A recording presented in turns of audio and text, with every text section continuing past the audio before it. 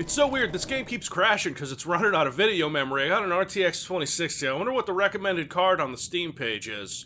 Play the Orc Girl game, Civvie. Oh, you mean Big Booba Hell Sniper? Or you mean Hedon? Hedon. Yeah, I pronounced that Hedon. Yeah, that's right, I pronounced the thing correctly Head because... on. Apply directly to the forehead. Katie, Head on. please. Apply directly to the forehead. I don't want to Head do that, on. gag. Apply directly to the forehead. Head on. Apply directly to the forehead. Head on. Apply directly to the forehead. Are you done? Is it out of your system yet? Use the head-on commercial, Katie. Or else.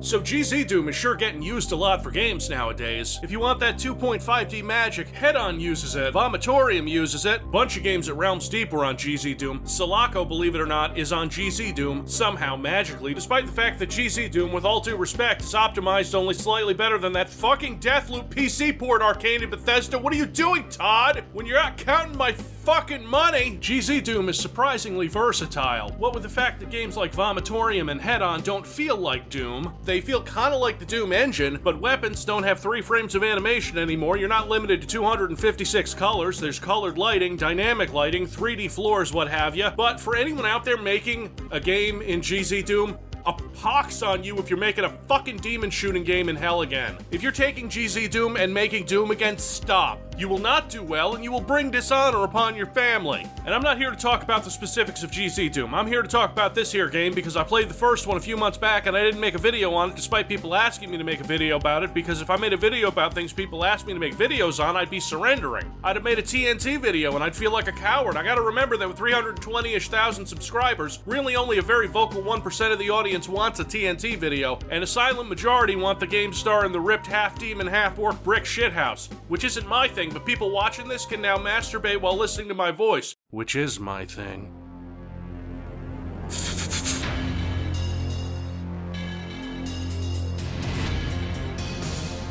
Hedon 1, also called the Crystal Heart, feels in retrospect more like a prequel chapter to Hedon Bloodright, which came out last month and is like twice the size. If you bought Hedon 1 and didn't care for it, too bad, because Bloodright was a free update to everyone who owned the first one. Like, I just did a second playthrough of Crystal Heart, which took 6 hours since I kinda knew what I was doing, and my first playthrough of Bloodright took like 14 hours, and I'm pretty sure only a couple of those hours were spent wandering around wondering what the fuck I was supposed to do. That's not to say it's a frustrating Hexen-like switch hunt, because it's not. If you play Hedon 1 and 2 back-to-back instead of months apart, it might actually be easier for you. I vaguely remembered what happened in Crystal Heart. Most of what I remembered about Hedon was about the combat, not about the story. Yeah, there's a story. A lot of it. So, to breeze through, Zan the Bonebreaker, a half-orc, half-demon warrior who lives among the orcs because the demons are bad, well, she's part of the Iron Division, who go to hell to lay siege to the demons, but while doing that, most of the orcs die because the Forge Elementals betray them. Hate when that happens, but Zan survives and is transported back to her home, or at least into a dark cave close to her home, with the help of the mysterious Abhaoth, who honestly may be horny for Zan. She dumps a lot of exposition on you in the middle of Crystal Heart. She's there to reveal your purpose.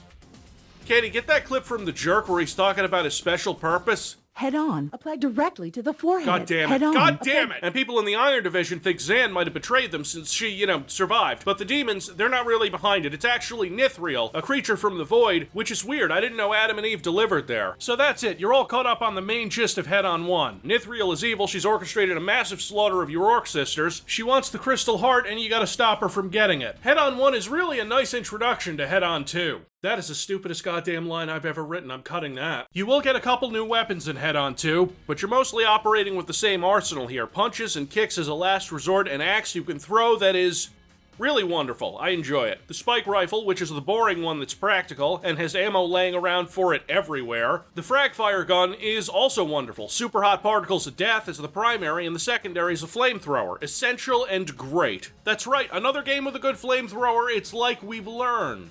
The potion launcher with 2 flavors, poison, an area of effect attack that'll slow enemies down and hurt them, and the acid potions, which are also really good and effective. The crush bow is your rocket launcher and does everything a rocket launcher should. Now that I'm recording this, I realize that I never used the secondary for it.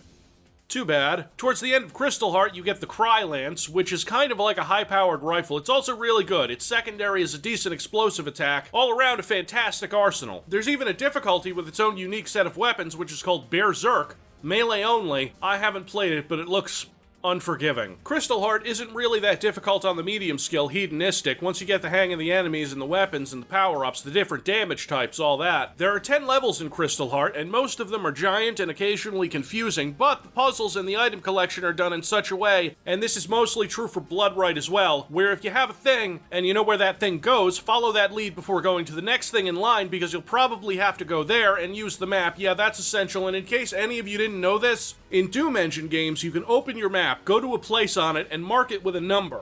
This is going to save you so much trouble. Key doors are marked on the map already, thank fuck, but if there's one thing the dev probably should have done, it's hide some of these lines. Like, these are a mess, and you can hide them from the player on the map. They're where all the slopes are, which is everywhere because the terrain in Hedon is GZDoom shit, not regular Doom. There are slopes everywhere. The levels in Crystal Heart take you mostly to the orc settlements around Valk, forges, fortresses, this ice castle level, which I think is probably my favorite. Just for the atmosphere. All the ambient sound stuff that was introduced in the Raven Doom Engine games was carried over all the way to GZDoom, and it's used wonderfully here.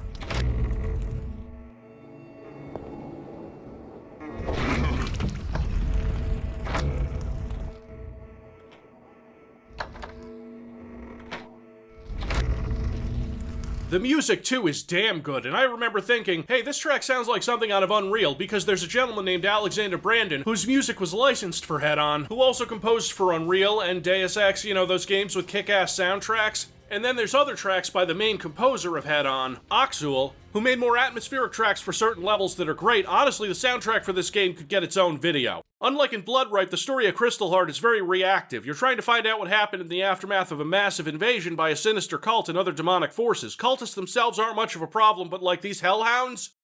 I don't like how they move. And those forge elementals I mentioned before. Imagine a pain elemental, but worse. It's about as tanky, but it spawns iron urchins instead of lost souls, who can be quickly killed except they zip all over the place and explode, and I hate them. I hate them even more than lost souls. They're all over the place in this level, technical space, along with lava that isn't as kind to you as Doom lava. Yeah, she's dead. I could go into detail explaining how massive some of these levels are, but there's a Hedon wiki for that, which lists the individual areas for this one map. The pumping station, the forge portal, the great forge, the workshop, the mold forge, the dwarven forge, the repair bay, the shops, and also the 8 sections in the caverns, one of which is a secret side quest. Yeah, there's only 10 levels, but they're massive. This would be a problem if the areas weren't usually unique and recognizable with obvious landmarks. As the game goes on and the enemies get stronger, you face flying warlocks who have homing projectiles, hooray. Let's do spoilers, that's right, this game has enough story and characters to warrant a spoiler warning. In fact, it has enough of all of that stuff for a detailed wiki that I had to use liberally to check things. Katie, throw up the spoiler warning. Head-on. Apply directly to the forehead. Head-on. Apply directly Katie, what to did the I forehead. do? I'm sorry, Head-on. please. Apply directly Please stop, to the Katie. forehead. I don't know what I did. Head-on. Whatever it Apply was, I'm directly sorry. to the Please forehead. just stop. Head-on. Please Apply stop. directly to the I can't- forehead. I Head-on. can't Apply take- So Nithriel is a powerful, nigh-invincible creature who hijacks your exposition dream halfway through, and you have to fight her. You know, kill her. There's even some kind of a stealth section that works, you know, because it relies on dream logic and scripting and not sophisticated AI.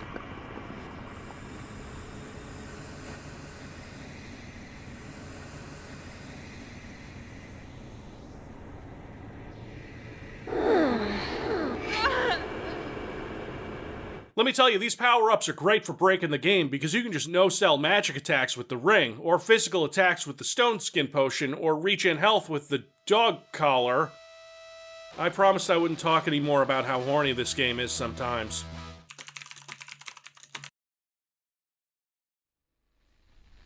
What the fuck? So while touring the post-invasion world, you come across a laboratory run by an orc named Lith, who was mad because the orcs wouldn't let her do weird shit, and Nithriel would, and so these are golems, who are lightning-fast eldritch ninjas. Yeah, I think that's the best way to describe them, and I'm really glad the game gives you the Crylance here. Please leave a comment about how I missed an earlier secret with the Crylance. I love those, and I read every single one. That's good, we know who betrayed the Iron Division, glad it wasn't me, but they still think Zan is a deserter. Shortly after this, you're off to battle with what's left of your sisters to protect the Crystal Heart. The final boss is a bigger version of an enemy introduced in the last map, the Pit Lord, and he's big and bounces you around, shoot at him until he dies, Nithriel takes the crystal anyway, and Zan follows her into the portal, end of part 1. That's good because there's a lot more ground to cover in part 2, so much more.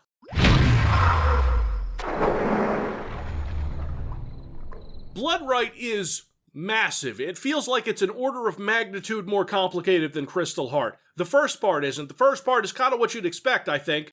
Zan drops into an area similar to the first game's first level, except something's wrong.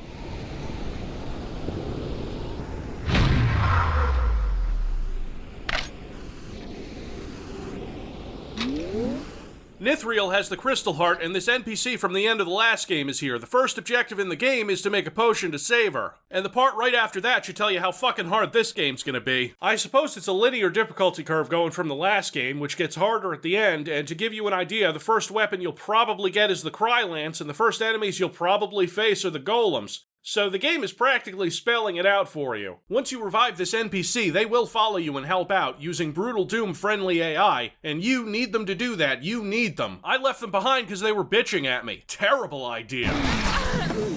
There's notes all around town written in a language you don't understand, so you have to go to the library to find a book that'll let you translate, and you've got to jump around on rooftops, and this is my other major problem with Hedon. A thing that's a problem in both games, which is that it has platforming in the Doom engine, and we all know how that goes, right? Oh shit, is that Nithie with a Crystal Heart? I better...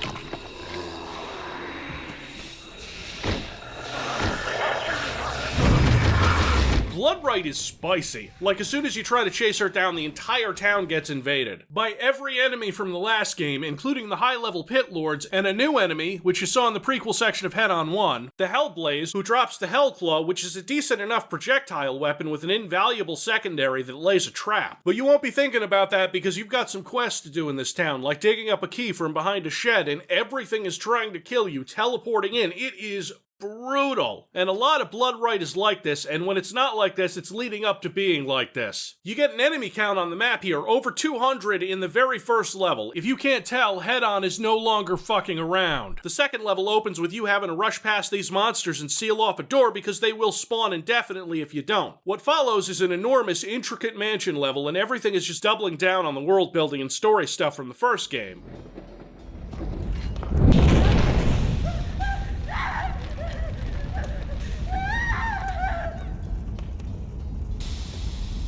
Yeah, that too. Okay, I can manage this.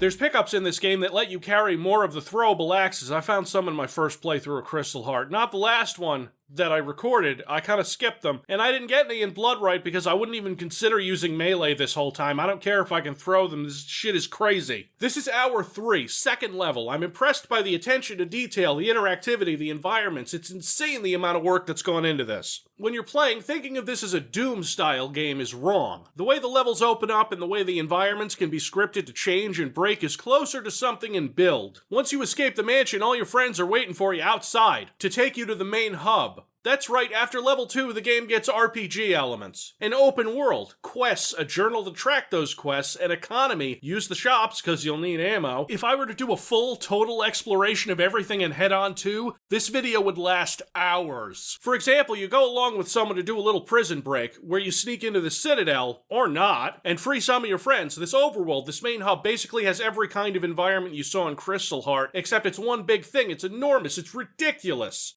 It's not even half the game.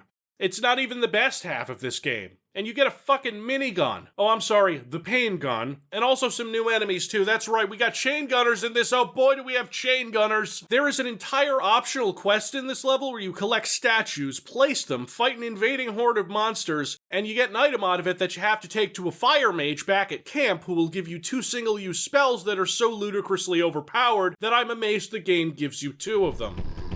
Look who's back! Everybody did. I like that.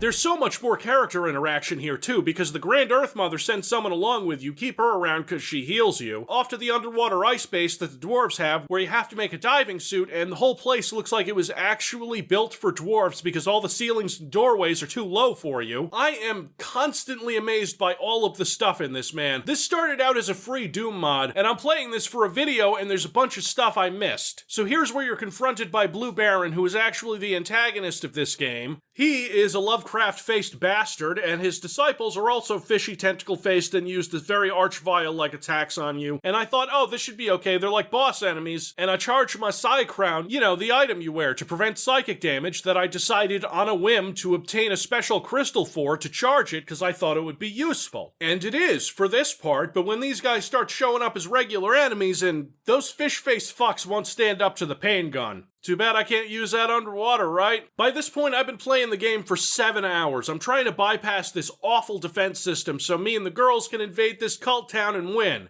So we do. And when I think I'm about to win, you know, this huge climactic battle,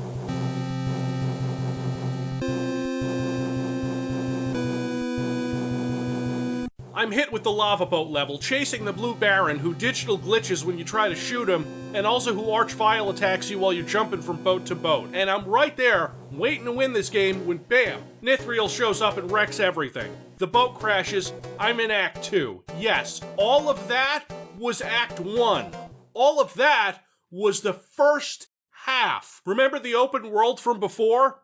There's another one. By this point, I was slightly upset and feeling a bit of a murderous rage after killing literally thousands of cultists and monsters, only to be sucker punched at the end point by that fishnet-wearing void thing who was probably just horny for Zan. Time to calm down, time to relax on this beautiful deserted island where the water was hurting me for some reason. Nothing I could do about those armies of hellspawn, might as well smash up a bouncing fruit and wait for all this to blow over.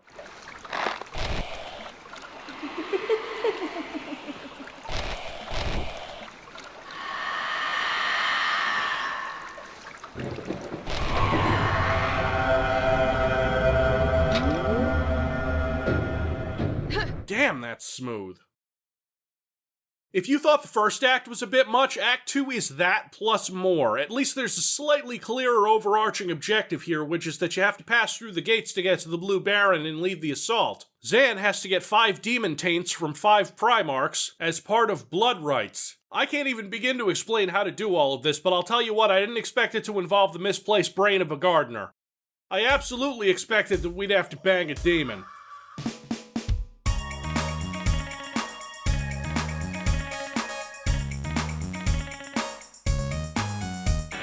This succubus is absolutely horny for Zan, and everyone, and everything. She lives in a massive palace where she likes to entertain herself by spawning enemies, having stripper demons in cages, placing orc lancers inside of paintings that require you to collect an item that allows you to see through illusionary walls and then get that item upgraded with the gardener brain I mentioned earlier. Most of the quests in this game didn't break my brain too much, but how in the ever-loving fuck was I gonna piece that together? I hate the gargoyles. I hate the gargoyles. You need 3 soul fragments to defeat the Blue Baron, you'll see why later, but this succubus is willing to help if you go through a lot of shit, and then fuck her. She is so horny for you, it is wild. And she puts you through hell for it. We're talking mirror dimensions, waking hallucinations and dreamscapes, twisted libraries, furniture shopping, the works. This is only 1/5 of what needs to be done. There is another taint you have to get in this map, too. The face in the wall wants money for a taint, I just pay him off. Did I say I could pay him off because he just decides to send you into the coin cornfield instead and not betray his master? One of your sisters got trapped in here, too. You'll have to solve his riddle to escape, and that took me a lot longer than I'd like to admit because I didn't even consider that a chicken was worth half. Half? For a chicken? If I wanted to get ripped off for livestock, I'd play... What would I play for that? After getting the Iron Key, one of the 6 you need in this section, I entered a sealed-off area of a massive tomb. Trust me, this took way longer than I'm showing, and I found some friendly-ish humans who want to help me, and an alchemy machine, and a Primarch who wants a potion of life and a potion of death. And you'd better remember the vision quest you went on, or else you'll never know that to get one of the ingredients you need to go back to camp where all your allies are planning an attack. Really, all just waiting on you to sort this whole thing out. And you have to get by this doggo, and the only way to do that is to poison him.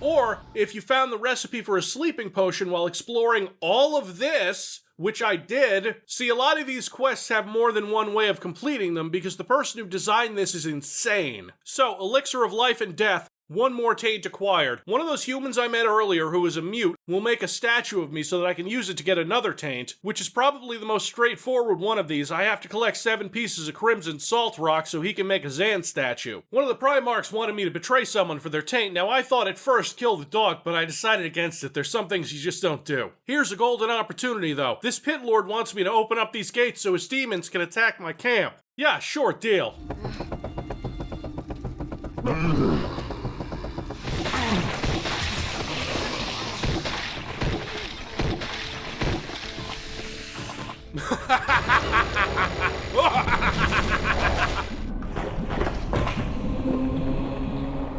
I actually felt something close to loyalty to a bunch of fictional orc people, at least enough to not murder their dog. I feel like I'm forgetting something really important.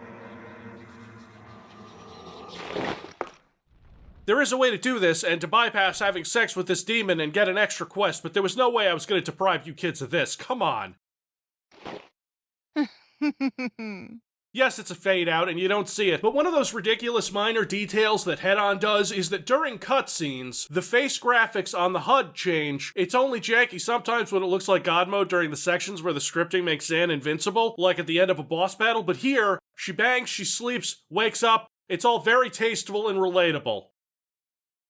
I'm out for blood at this point. I am enraged, and if I could chop everything to bits with an axe and not get murdered by even the lowest enemy by doing so, I would. Maybe the melee mode would be better for this. Anyway, you remember that Lancer who was stuck in the painting? She comes back and gives you an amulet worth 600 armor. You want this, and you absolutely need it. After clearing the overworld with your allies, you are the only one who can enter the fortress because of all the tainting and demon blood, you know, so you mercilessly slaughter fucking everything. But it's not over because you still have to use those soul fragments, install them in 3 places in this frankly mind-boggling on Doom engine, even if it's GZDoom level. It's brutal, it takes a while, and it's surprisingly cathartic for all the shit you had to go through to get here. And also, Abhaoth is trapped down here. She's not just a creepy shadow that's a little horny. She is, in fact... Yeah, the last battle of Hedon Bloodright goes on for about 30 years. I'm not complaining, this is an excellent climax to the game, and it does elevate it beyond the final boss of the last game where you just shot at it a lot. Snatch people from him. The Blue Baron fucks with you endlessly. At one point, you know, after he teleports you out into the sea where there's a giant version of him, and after a couple of trips into the arena, I thought I'd lost. I thought I died and hit the bad ending, thinking the game was capable of having a bad ending, because why wouldn't it? This game has violent dog poisoning. Nothing is off the table. So you're back at a familiar place. I remembered it because I thought this area looked really cool in Hedon 1 in the Grove map. Except it's not full of cultists and the demons are coming for a sacrifice. Looks like a post-defeat flash forward until everyone decides not to take any more shit and murder every demon there.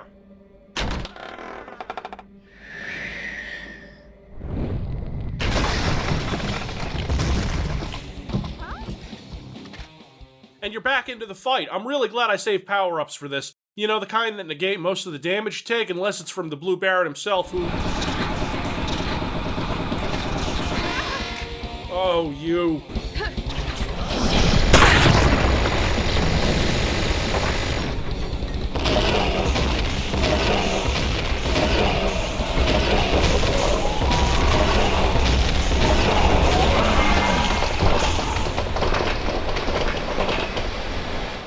Nithriel is still hanging around, but I'm sure that won't be a problem. I only spent a couple of hours being hopelessly lost trying to understand what I was supposed to do, spread out over 15 hours, which is in itself miraculous to me. Please leave your comments about how it only took you 6 hours because you're a 9th level 4D chess genius goblin who gets a rash from sunlight. I wasn't all that impressed by Hedon 1, it was fine, it was fun, and then Hedon 2 comes along and it's a massive fantasy story with a fleshed out world. And now that we've saved the world, all of the races live in harmony and try to pick up the pieces, and I think I just played something using this word unironically and without mimetic connotations, epic. And it's cringe to call things epic now. It's cringe to call things cringe, and if it's not, watch this video again in 10 years and it will be, you know, when YouTube is rebranded to be Google Entertainment Services and pay out ad revenue with Playbucks while the dude in the bunk above me at the Play Barracks fucks the cute PR girl from Content Mill 8.